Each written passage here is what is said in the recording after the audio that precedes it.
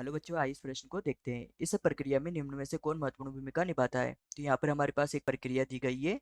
इसको देखकर बताना है कि इनमें से कौन महत्वपूर्ण भूमिका निभाता है। ए है क्लोरोफिल, बी प्रकाशीय ऊर्जा, सी Ca++, Mn++, Cl-, डी उपरोक्त सभी।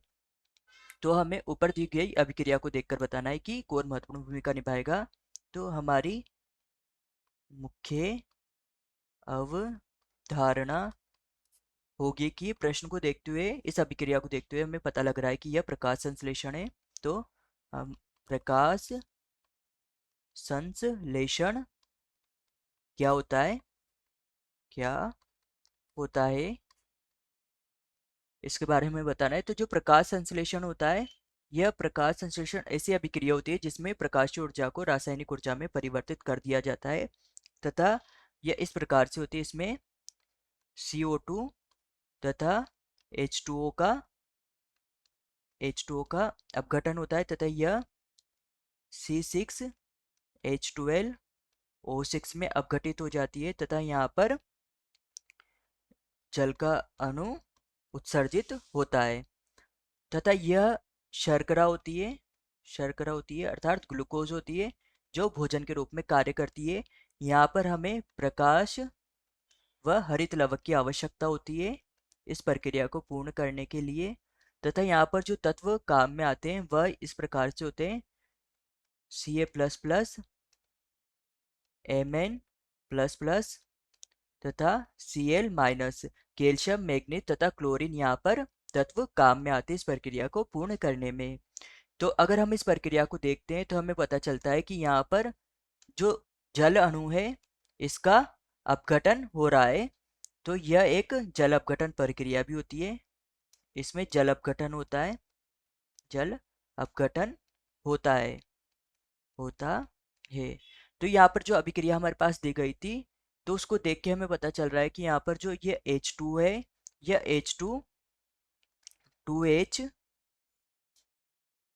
में प्लस 2 इलेक्ट्रॉन में, तथा प्लस हाफ हाफ आधी O2 में यह उत्सर्जित हो रहा है। तो यहाँ पर हमारे पास था कि एक क्लोरोफिल। तो हमें इस अभिक्रिया को देख के पता चल रहा है कि यहाँ पर क्लोरोफिल यानी कि जो हरित लवक होता है, वह अपनी महत्वपूर्ण भूमिका निभाता है इस प्रक्रिया में। तो यह भी हो जाएगा हमारा सही उत्तर। बी है हमारे पास प्रकाशीय ऊर्जा। तो जो यह प्रक्रिया होती है, इसमें प्रकाशीय ऊर्जा की भी आवश्यकता होती है। तो यह भी हो जाएगा हमारा सही उत्तर। सी है हमारे पास Ca++, Mn++, Cl-। तो यहाँ पर भी हमें इन तत्वों की आवश्यकता होती है इस प्रक्रिया में, यह भी अपनी महत्वपूर्ण भूमिका निभाते हैं। तो यह उत्तर भी हमारा सही हो जाएगा। डी है उपरोक्त सभी। तो हमारा उत्तर होगा डी उपरोक्त सभी, क्योंकि यह सभी सभी यहाँ पर महत्वपूर्ण भूमिका निभाते हैं। तो हमारा प्रमुख प्रमुख सिद्धांत होगा कि प्रकाश संश्लेषण में विभिन्न तत्व अपनी महत्वपूर्ण भूमिका